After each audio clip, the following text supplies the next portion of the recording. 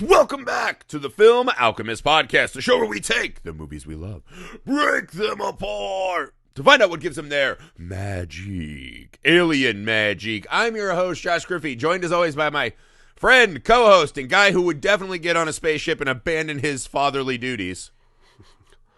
Not Alex Dandino. I don't know who you're talking about. Oh, but that's not a heroic choice for the end of your mega blockbuster, your family. Neither here nor there. Might be the guys, most Spielberg choice ever. You're telling on yourself, Steven. You're telling on yourself. Before today's very thrilling episode, a little bit of business. People, it's official. We're on Patreon. That's right. Patreon.com/Film Alchemist Pod. The best way to help us grow the show. The best way to show some support to the show. The best way to get even more of what you want out of the show. You get a vote on our Patreon exclusive episodes every month that's in our ever-growing library. We got mini series. We got commentaries. You can even have us record a double feature specifically programmed by you. So if you would be so kind, if you're able, Patreon.com/Film Alchemist Pod. The very best way to help support the show. Thank you, thank you, thank you, thank you. The YouTube is Film Alchemist. Go subscribe over there. You can email us, filmalchemistpod@gmail.com. Make sure you're leaving those 5-star ratings and reviews so you can help us defeat those algorithmic government men that are trying to keep us from the truth. Right? 5 stars everywhere you find us. Why do you like us? That helps us out. We're on all the socials you're on. We're easy to get a hold of, so reach on out. Speaking of reaching out, running away and reaching out. Today, we continue our journey through Steven Spielberg's filmography. We've hit Close Encounters of the Third Kind. I don't know why it's of the third kind. I've never understood that. You do? Yes.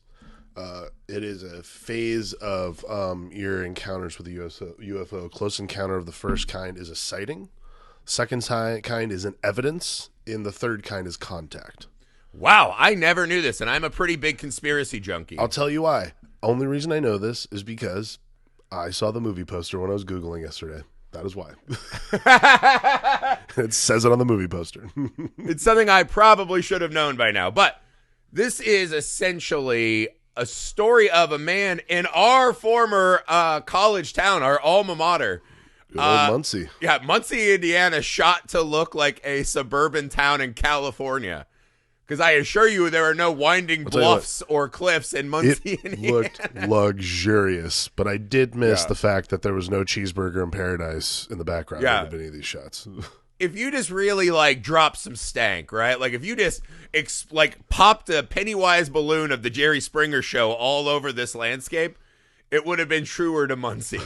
Because we're so flat, those UFOs would have nowhere to hide in Muncie. But that's where Alex and I went to college. At Ball State, represent Muncie, Indiana. So this is an Indiana family, right? Mm-hmm. A guy just leading his life. A normal guy. He works for the electric company played by Richard Dreyfuss. He's just a normal everyman. Something happens that is beyond his comprehension. It explodes his ability to exist in our normal world.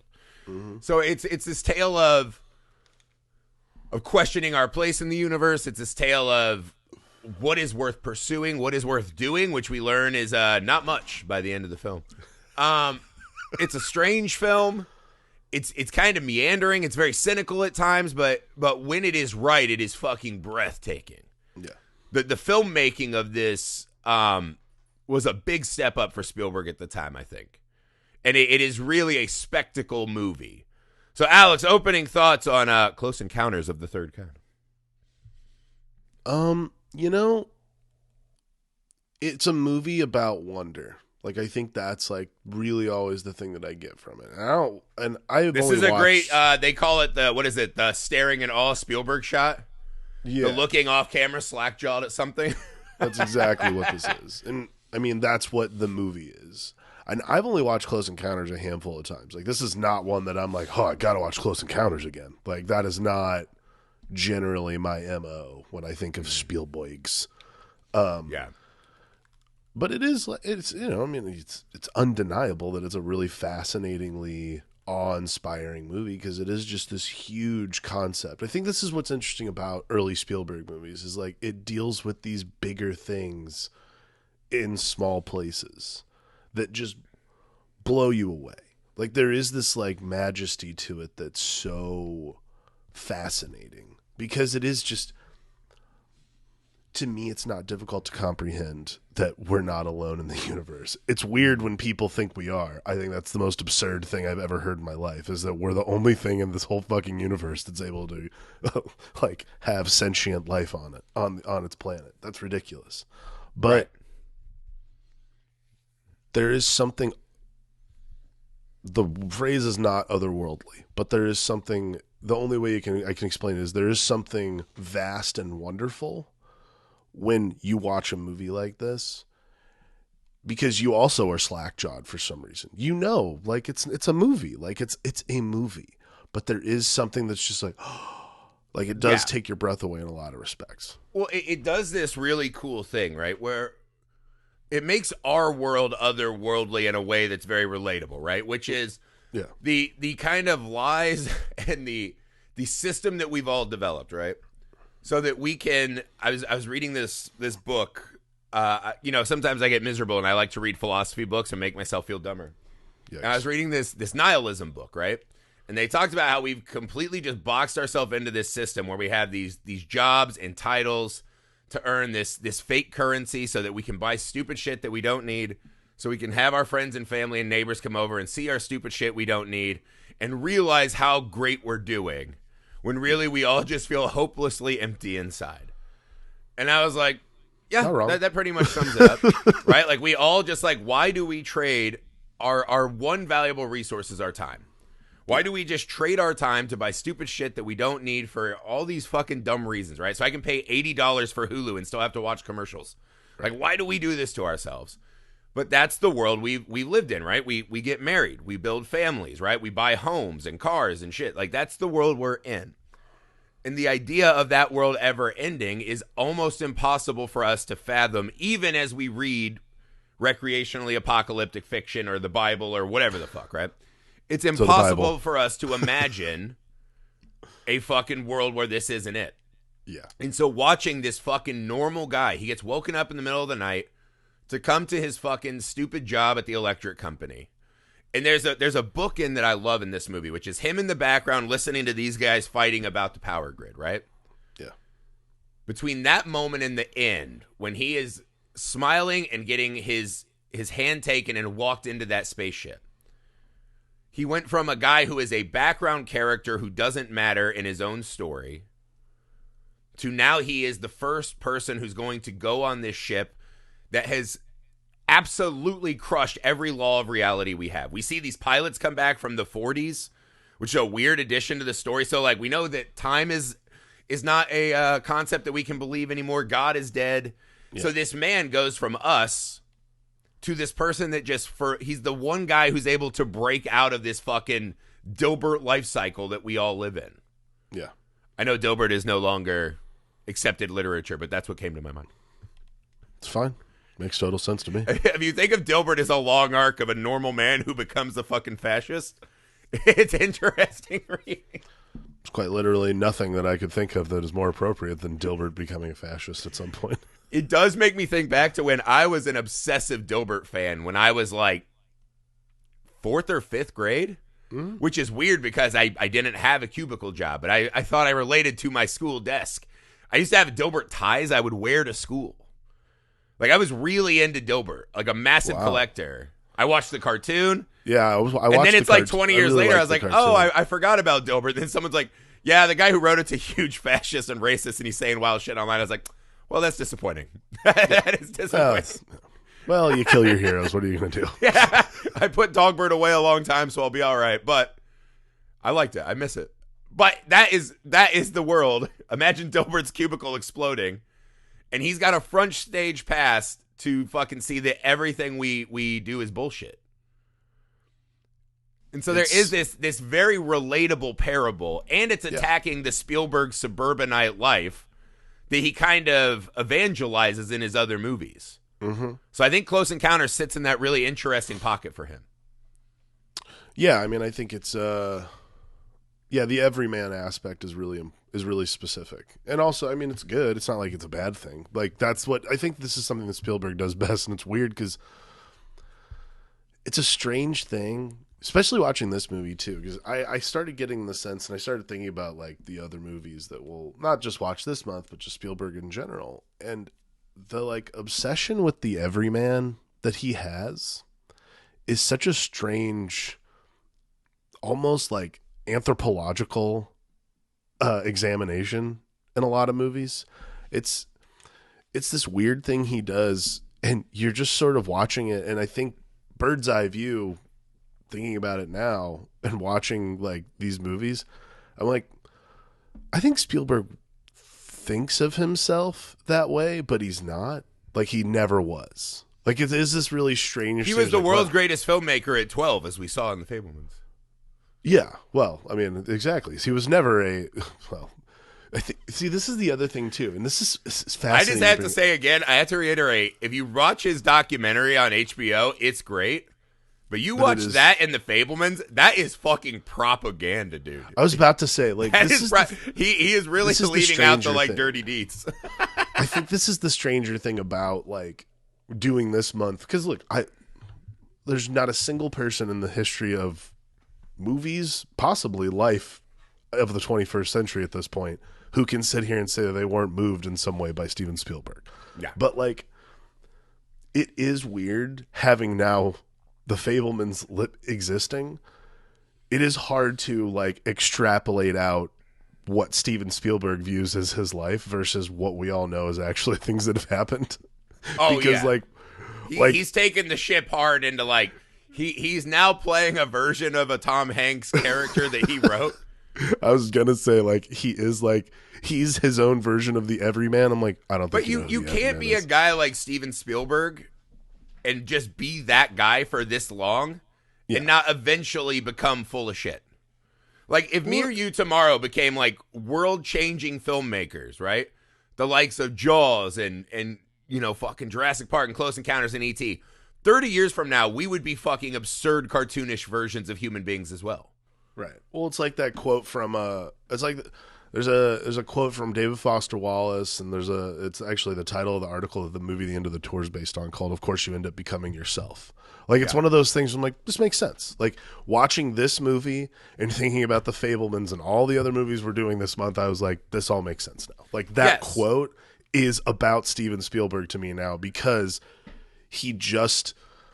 this is the version of history he wants. Like when you are that prolific, and not to say that you should, but when you're that prolific, that's when you can start sort of rewriting history in your own history. You can't not drink his own Kool-Aid.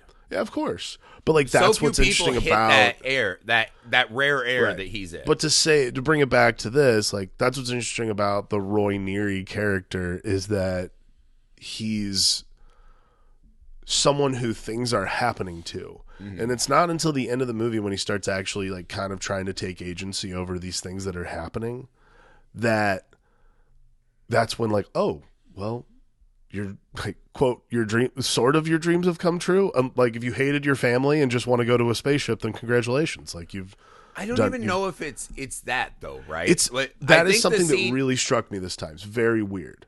That ending we have to talk about, because I think it's an all-time, maybe a relatable humanistic choice, but it's such an odd ending. But I think the scene of this movie that I really take away this time, right, is we see the scene that's kind of the inversion of the famous Jaws scene, right? Where the dad's sitting there hammering scotch and he's distraught because he's seen this like man-eating beast. Yeah. And his son's trying to like, you know, drink his milk like him. And he's mimicking his dad, right? And there is this bond between father and son, right? And he does an even better dinner table scene in this movie, I think. Which is he's sitting there kind of mashing his potatoes, right? To look like this devil's tower that he has no idea what it is. He's just getting this transmission from a higher power that this is what's happening, right? This movie is so insanely biblical in its telling. And so he's going through and he's making this tower, right? And his family's watching him. And they're like, this guy's a fucking lunatic. And that moment when Dreyfuss looks up, I think this is so relatable as a dad myself, is he looks up and he's got tears in his eyes. And he's like, I guess you can see that something's wrong with dad. And it's one of those moments that I think a lot of us have that ingrained in our minds the first time you realize your dad is not Superman. And that he's just a fucked up, bigger person.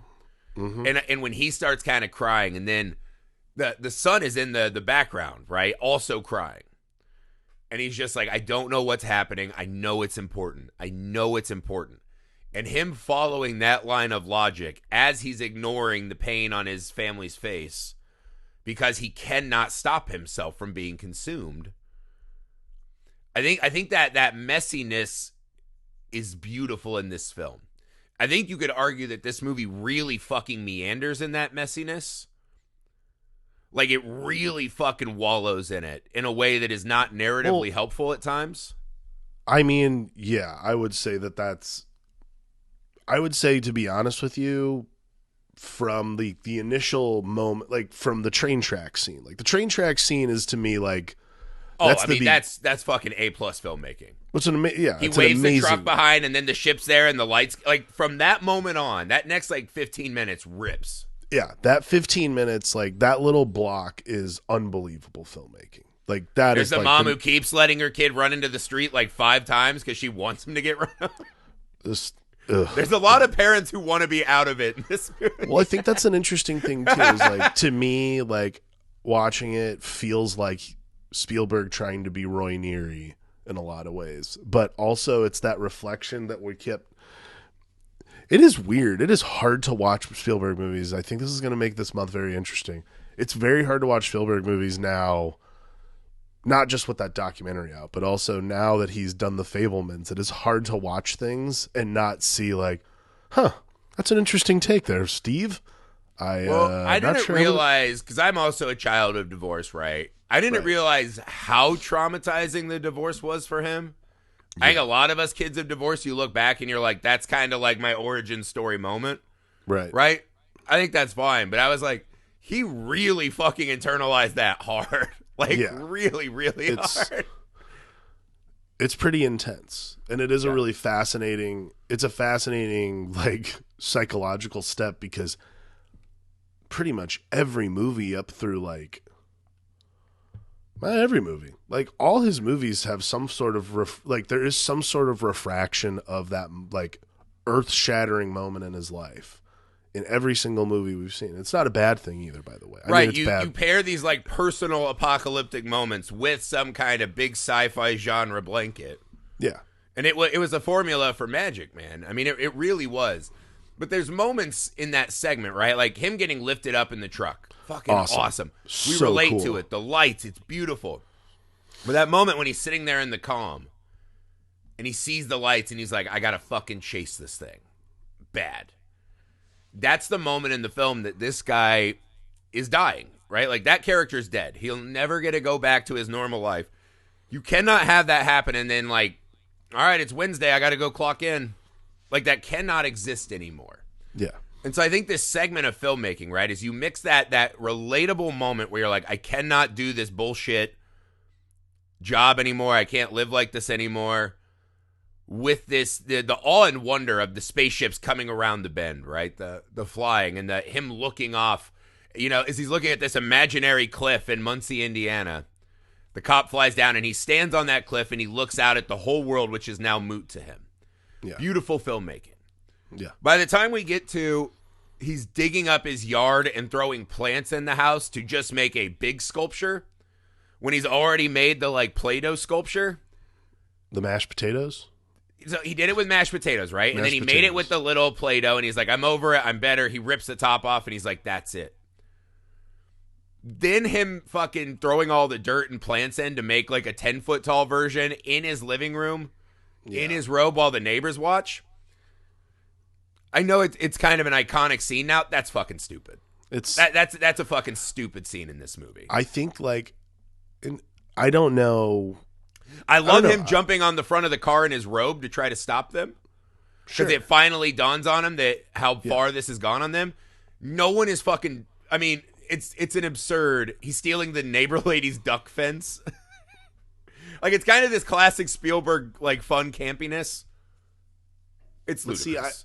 It's ludicrous. Well, and I think that's what's interesting is like I don't find it to be very fun that this guy is skewing any sort of responsibility to his children. Like his kids watching him sculpt the mashed potatoes and just like that. That scene, That dinner scene is unbelievable. Flawless. Yes, like that is masterful filmmaking because like I felt like, and I've had bad days. I have good days, I have bad days like everybody else. I was like, holy shit! If I like remove the mask of dad, that's exactly what like you could do to your kid one day when you're eating dinner with them or when you're sitting there with them. Is you scare the shit out of them to the point where they start weeping, and I'm like, oh my god, like this guy doesn't give a shit. Like it is hard. That is the hardest part about this movie is to that's grasp why it's the powerful. facts.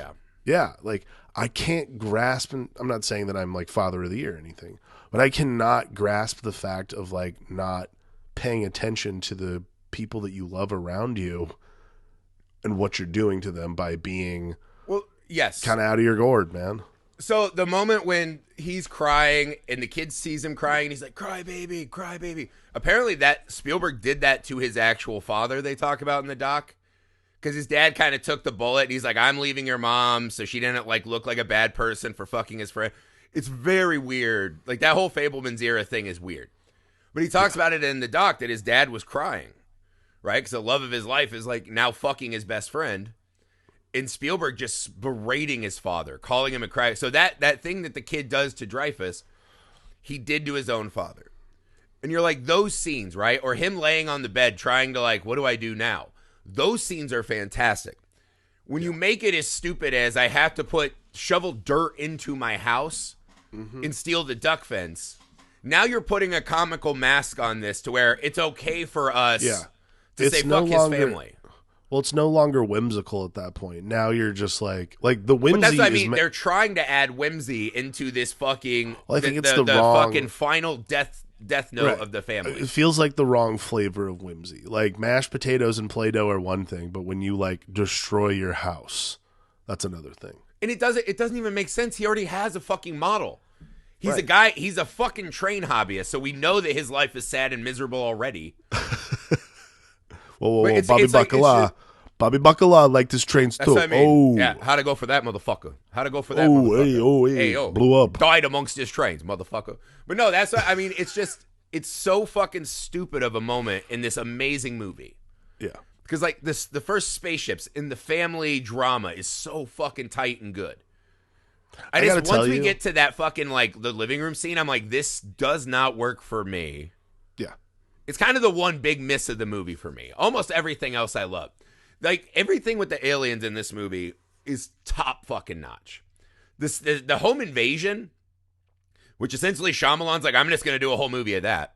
Yeah. Where the fucking the clouds roll in. Yeah. And they're coming for that little boy. That scene is fucking. I mean, that's horror movie magic. That's metal as fuck. And her running as the fucking pillar of clouds pulls back, and she's like, "No, my son." I mean, that scene is fucking wonderful. Yeah. Everything with the aliens is wonderful. I love the fucking disintegration of the family.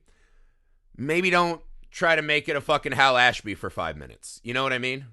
Well, it's like not a good Hal Ashby. Like Hal Ashby. I mean. Like I think that's the thing. It shouldn't matter to us, the audience, that this guy's running his family out of town and he'll never see them again. Yeah. Or if he does, he won't be that guy to them ever again. I think that's something we should not play for yucks. I agree. Maybe I'm a scarred child of divorce like Steven, so I just feel that way. But no, but I think that it just requires it's not.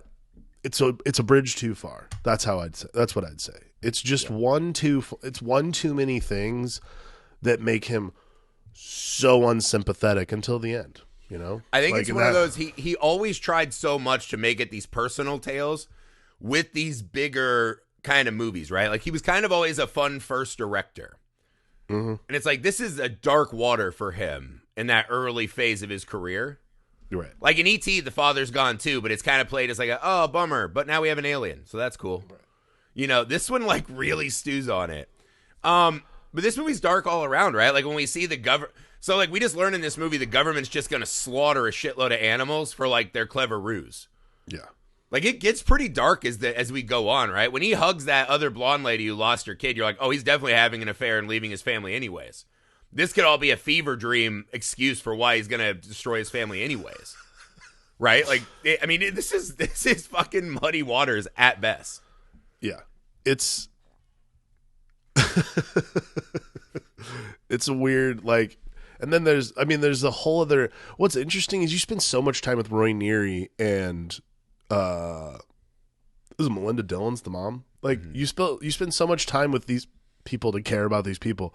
There's like a whole other part of the movie, like an hour of the movie where it's just like fuck them kids.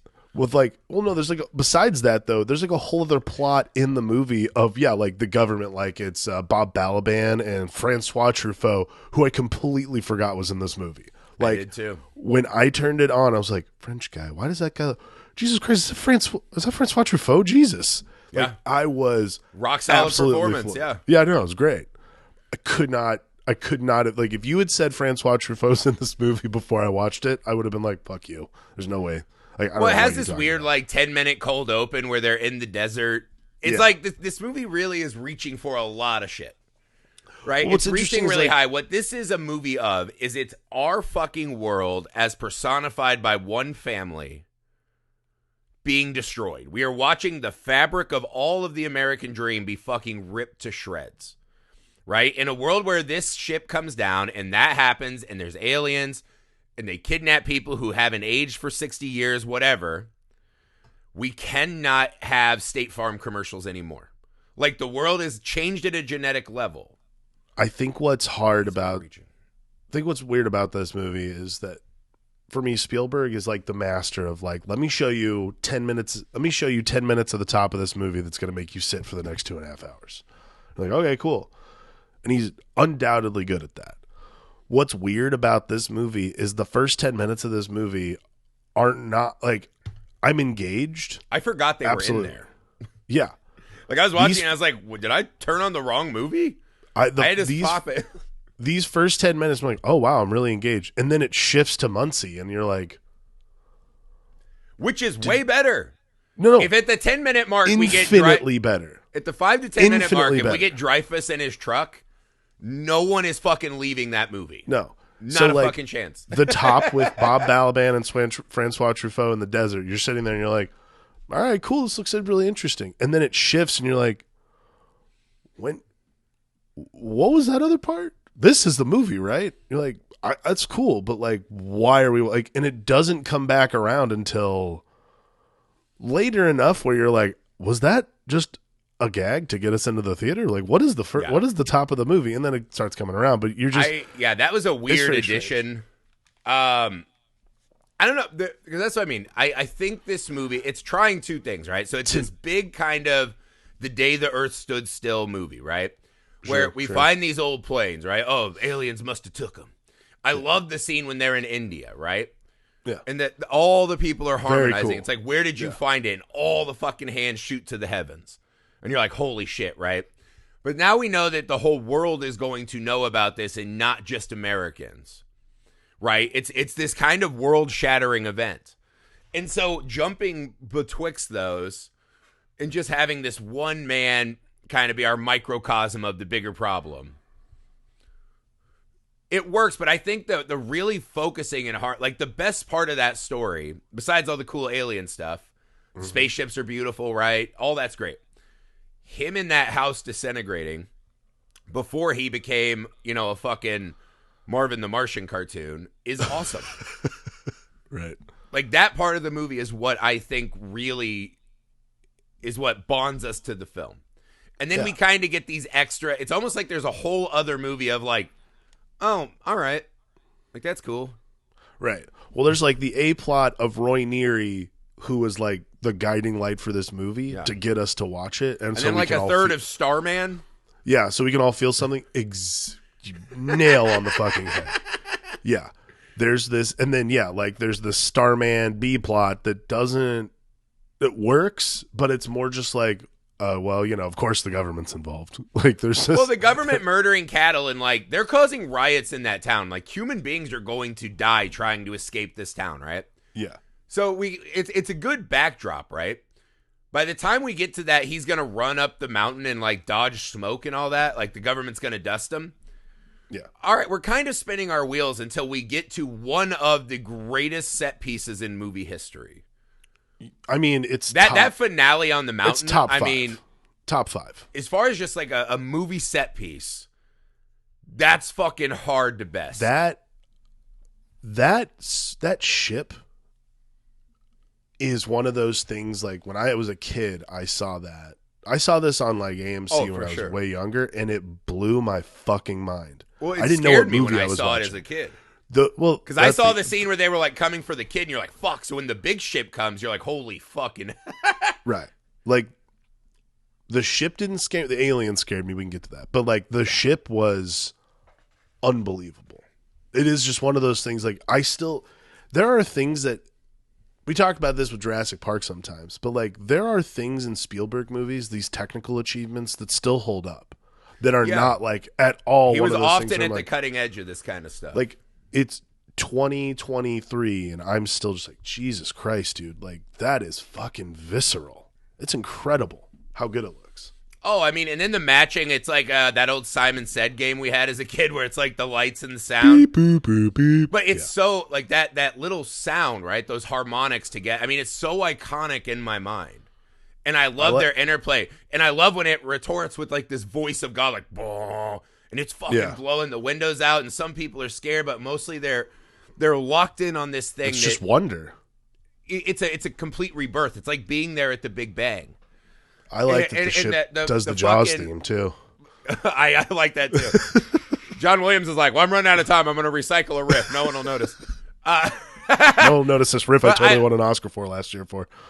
Yeah, the give and take of, like, how long he drags that scene out is incredible. There's even the scene when the mom's like, I'm not going to go with Richard Dreyfuss. My kid's not here. And it's like, she fucking did kill her kid. She fucking Casey Anthony'd her kid, and so she knows he's not going to be up here. And then she goes down, and of course her kid's there, and it's great. Yeah. The little kid goes bye-bye to the aliens, and it's fucking amazing. Oh, man. I'll tell you the scene at the end there. Like, it's so fucking beautiful across the board, that whole finale. That little cutaway, so we had this big fucking vista on Devil's Tower, these big fucking ships, this enormous, like, look at the universe made small, right? When they cut into that tiny featureless chapel, and all of the astronauts we're sending on the spaceship are in this tiny white chapel in their dumb uniforms. Yeah. And he's like, go with God, God will protect. And you're watching, like, there's no fucking, like, that's such a great addition. The idea that we're going to sit there and do this, pray that it'll be all right, with that fucking thing outside of this tiny white featureless room, right? It's our old fucking stupid world versus every infinite possibility. Yeah. I thought that scene was awesome. Like, what a great idea to add that in the middle of your huge set piece. It's like that, and the overall, again, the overall ending to this movie is just technically, and I mean, to me, it's like, if I don't know that I rewatch Close Encounters a lot, I would sit down and watch this final at Devil's Tower every day of the week. Probably that last 30 minutes I'd rewatch it all the time. Because it's a pure fucking symphony of the love of cinema. It's fucking amazing. Everything from like technical achievement to the emotions that it's grappling with. What's weird is thinking about it now, and what we were talking about at the very beginning of the pod, which was like, Richard Dreyfuss should be like, well, my kids and my wife left me. I'm gonna bounce. Like, no interest. It's a very strange. They set up a Doctor Who kind of paradox, right? Because there's this thing that the new Doctor Who gets at a lot, right? Which is these people meet the Doctor. They go on these adventures with him. The moment you step in the TARDIS, your world is over, essentially. Right. Right? Because once you see the TARDIS and the Doctor and you know everything that's out there, how can you go back and be a shop worker again? Right? Like, how can you go back and work at British Coles? Right? Like, it's impossible. And the Doctor comes, and then he goes and continues on. He's infinite like the universe, and we're sitting here realizing how small and empty it is. And, like, we cannot replace that in our hearts. And so they've done these great episodes of these older companions who are struggling mightily with it. Right? Yeah. And I think this movie is doing that, but in a different way, right? Which is, how can he go back? But what it is asking us as an audience and as parents, I know there's a whole other universe out there, right? I think a lot of us, and not to sound cliche or like a fucking Hallmark card, but the idea that you're asking me to weigh the infinite amount of joy and possibilities I see in the eyes of my young children. Like, there are times when my 5-year-old gets up in the morning and he crawls and he lays on me. And I open up, and the first thing I see is just the brightest twinkling eyes. This smile that is pure joy. They don't know the like, fuck, I got to work. It's Wednesday, right? 2 more days. They don't have hump day sadness yet, right? They're just like, they wake up and they're like, this could be the greatest day that's ever lived, almost every day.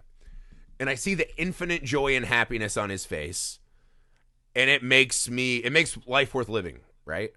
And you're asking me to say, not like, hey, can we swing by and pick my parents or my wife and kids up there at her sister's house because I've been a bit of a dick.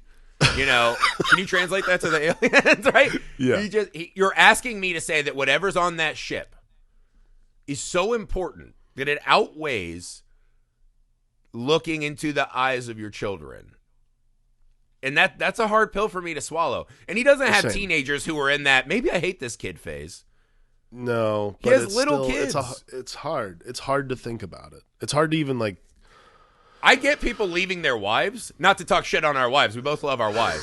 But you're like, I've known my wife for like we've been together essentially like 15 years. We got like I get it, right? We can do 15 more years of that, or I can go with Doctor Who.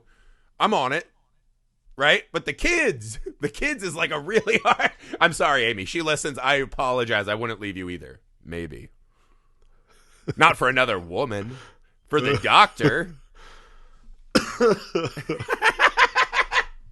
Not this stupid ass shit, but I would go with the doctor. It's fair. But I mean, that's what I'm saying. Imagine just saying bye to Hank because you want to go get fucking probed. There's no guarantees with this fucking thing. It's a hard pill to swallow. So when you watch the movie and you think about everything that's happened in the last 2.5 hours, you're like, wow, dick move. Yeah, like kind of uncool, man. An utterly like irredeemable piece of shit character. And I understand. I know everyone's out there. Like we all know this. This was Steven Spielberg therapy via film, which is I so have to chase the wonders of that ship that these piddly people, my wife and all these people in my life have to understand that they have to fucking suck my stardust, dude. I gotta go fly. Right. So, like, I understand that. But if you take the Spielberg explaining away his fucking character flaws because he has to give us magic, if you just look at Roy Neary, I think, again, it goes back to that first moment when he's in his fucking stupid factory job in the hard hat. This is a moment where he becomes, in his mind, the most important man in the world. Yeah. I think that outweighs the fucking family. Agreed. I think that it like from a like watching perspective, like from an audience perspective, it's a harder like I get what's happening. Like thematically what you do is you isolate this guy and you make him unpalatable, you know, so nobody like from there's a certain point of view you can look at and say, "Oh, well, nobody understands me. Not even my family. Maybe if I go to another world with these other people, these other beings, they will understand me. If I just go to a place without the language I speak, without the food I eat, this will be bad. But like, I want to be in an intergalactic zoo where everyone stares. To me, from a writing perspective, that's sort of what they're trying to accomplish. Is like, oh, if you explain away everything else in Roy Neary's life, the only thing he has left is to go on that ship. And I'm like, that is mildly flawed logic, but I understand it. I think you could make an argument that a vast percentage of people would choose the experience of getting answers beyond what we're fed and would sacrifice their family and their personal lives. Right? Sure. I think we could have done more to show that this was possibly already on the horizon, right? That maybe this family was already on their way out, right? Or maybe you don't do that because it fucking takes away the power of that dinner scene in that. I don't know that the movie, and this is the other thing. For a movie that wants to do the first contact will be optimistic, right? Like a meeting of fucking scholars. It's kind of weird that the destruction is still there, just personalized, right? So it is, I don't know. I mean, I don't think you want to take away whatever they're doing. It's just, it's an ending I've never enjoyed. I've never liked it, and I don't think the character needs to be likable, but at one point he sees the ship, and Truffaut just goes, "What do you want, Mr. Neary?" Monsieur Neary or whatever, and he's like, I just Monsieur Neely. yeah, I just want to know that this is real. All right, you fucking know now. Yeah. You fucking know now. You can go back home and say, I'm not an insane person. I'm sorry. I've had an experience. Let me make it up to you guys. Instead, Like, I want to go and leave my family in what is about to be the post-apocalyptic Muncie, Indiana, because we know that alien warships are upon us. Yeah. I lived in Muncie. There's no way they're taking that line down. No way. All of a sudden, thoroughfare with the every Capitol restaurant building in is burnt existence. down, and we fucking stake a new government in the Walmart, and it's fucking over. It's like when Negan showed up on Walking Dead. That's what Muncie would have been like. Like, it would have been over the very next day. And he's just like, my wife and kids will figure it out. Fuck them. It's a hard pill to swallow. It is. And I don't know that the movie earns the, I really want to go travel with those guys. I'm not just sure. because they hold my hand and I smile like a fucking rube. That's okay. Yeah. I'm not sure it earns it, but it is still beautiful. Within the confines of the moment, it is this beautiful, wondrous moment. And it is. It is like, and maybe before we were dads, we would have got on that ship. Yeah. Maybe we still would, and we're just full of shit. But I sit there still watching it slack-jawed like the other idiots. Yes. Yeah, like, because it's beautiful. It's a beautiful moment. It's a beautiful moment in a beautiful movie. It is. I've always just had issues with Roy, though. Like, I do not enjoy him as a character. Maybe that's the fucking point. I don't know. I think this movie is an odd mix of. It's kind of this really like fucking wallowing in the mud family drama that doesn't feel like it's given the like seriousness it needs. But then you just get 3 or 4 of like the fucking best alien science fiction scenes you've ever seen. Yeah. And it's all worth it. It's so fucking iconic. It's a stunning piece of work. Like, it really is like a fucking incredible. A lot of people throw this around, right? Like movie experiences. Right? This is like truly a cinematic experience. Yes. One of his finest he's ever fucking put to film. Like, it's incredible. It's an incredible movie that, unlike a lot of his, I feel like I have to wrestle with this more than most of his work. I have to really think about this. Until he got to his, like, I'm going to win an Oscar phase. Yeah. But his early career, there wasn't very much grappling, right? This is like a really fucking, Panama City Beach mud wrestling tournament of a movie. Which I would win. Okay, that's less heady than I was thinking, but yes, it's... Well, I mean... It's a... Come on, I know he put a French guy in it. This is not fucking deep philosophies. This is just do you think they have sex on that ship? I'm not getting enough at home. I'm going to leave.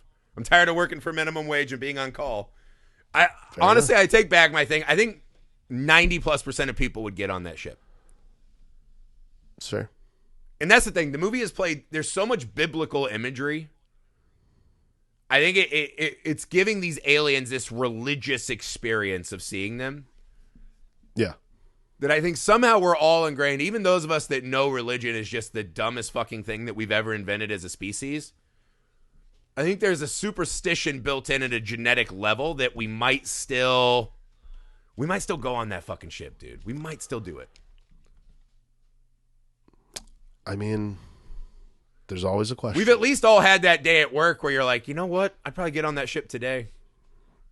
Yeah. My wife will find a better, more handsome guy in the apocalypse, right? My son will be raised by a real man. We've all at least had that day. I don't disagree with that. I'm pretty sure I had that day yesterday. That's it for Close Encounters of the Third Kind. I hope you enjoyed this podcast of the first kind. Guys, if you would be so kind, go to patreon.com/filmalchemistpod to support the show.